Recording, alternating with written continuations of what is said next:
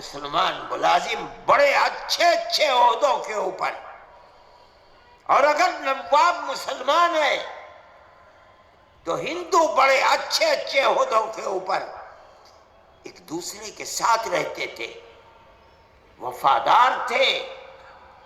وفاداری مذہب کی بنیاد کے اوپر نہیں ہے، انسانیت کی بنیاد کے اوپر ہے۔ اس لیے اس کا کوئی مسئلہ نہیں تھا۔ ہندوستان کے اندر پہلے بادشاہوں کے زمانے میں تاریخ یہ بتاتی ہے، ہندوستان کبھی بھی سیاسی اور ملکی معاملات میں ہندو مسلم تفریق کا قائل نہیں ہوا۔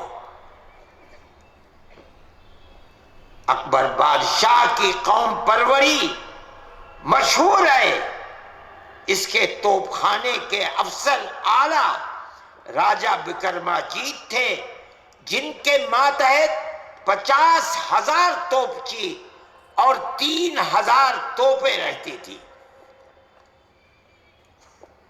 اورنگزیب کو کٹر مذہبی کہا جاتا ہے، مگر جب اس سے کہا گیا کہ حکومت کا منصب کسی غیر مسلم کو نہ دیا جائے تو اس نے نہایت تعجب اور حیرت سے اس بات کو سنا اور بڑی بے نیازی سے جواب دیا کہ دنیا کے انتظامی امور میں منصب کا مدار قابلیت ہوتی ہے، مذہب نہیں ہوتی۔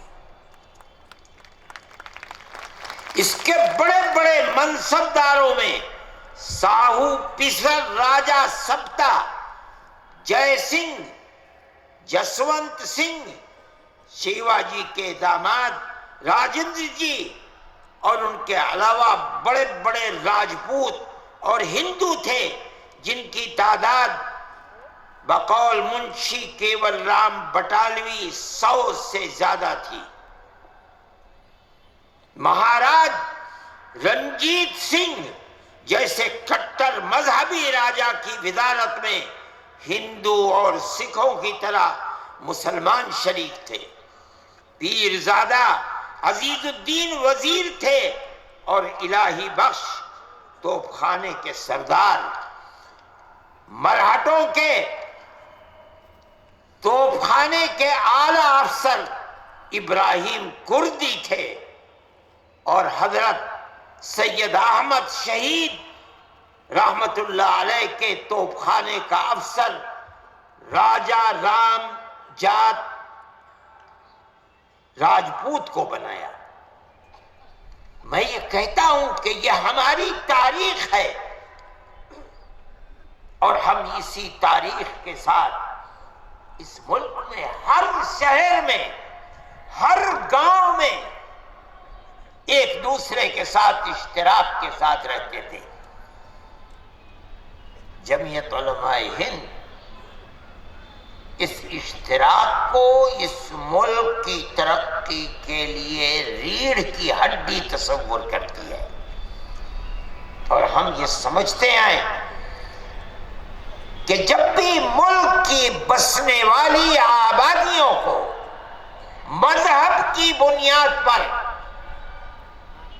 الگ کیا جائے گا تو ملک کا ہر قدم تباہی کی طرف چلے گا، لڑائی جھگڑے اور فساد کی طرف چلے گا، کوئی قدم ملک کی ترقی کی طرف نہیں بڑھ سکتا۔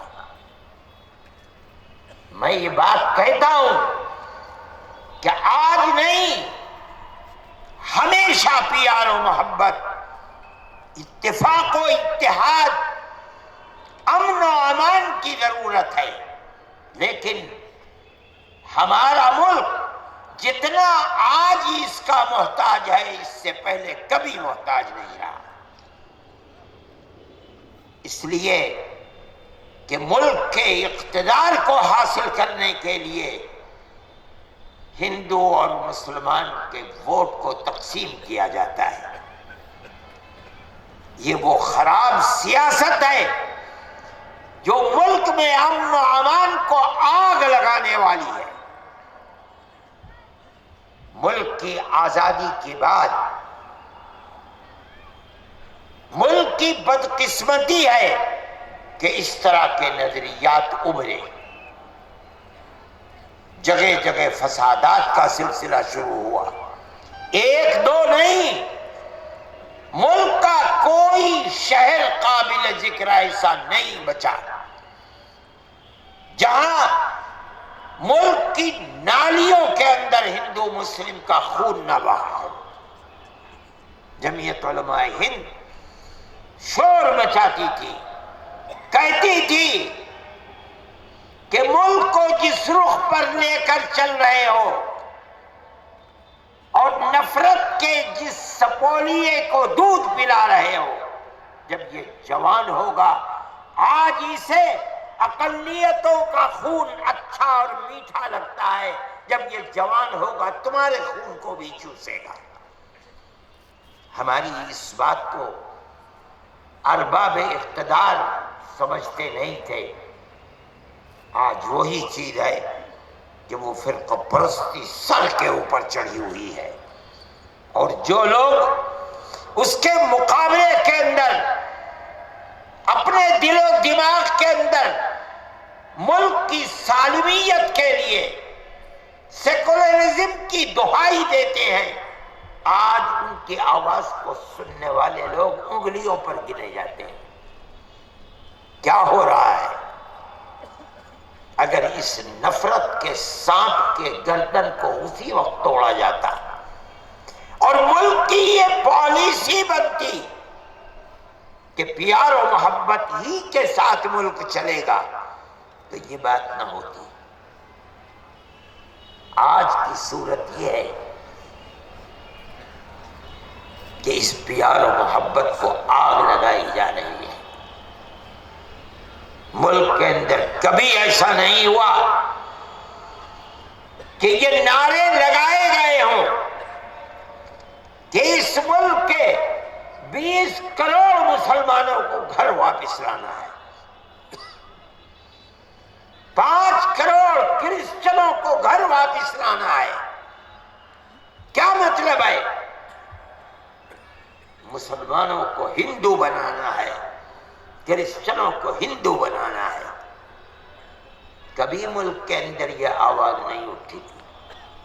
ایسا لگتا ہے کہ جیسے انہوں نے اپنی ماں کا دودھ پیا ہے، کسی مسلمان اور کرسچن نے ماں کا دودھ نہیں پیا۔ کیا ممکن ہے اس ملک کے گلی گلی کوچے کوچے خون بہے گا؟ یہ ہو سکتا ہے، لیکن آواز اٹھائی گئی۔ مجھے حیرت ہے، مجھے نہیں آپ کو حیرت ہوگی کہ ارباب اقتدار اپنی کرسیوں پر بیٹھے ہوئے ہیں، یہ آوازیں اٹھ رہی ہیں، لیکن ارباب اقتدار منہ میں پتاسا رکھے ہوئے بیٹھے ہیں۔ کوئی یہ نہیں کہتا کہ ملک میں کیا ہو رہا ہے۔ یہ وہی لوگ ہیں جو دوپہر میں تمہارے ساتھ بیٹھ کر ڈنر کھاتے ہیں، ملک کے اندر آگ لگا رہے ہیں، تم کیوں نہیں کہتے؟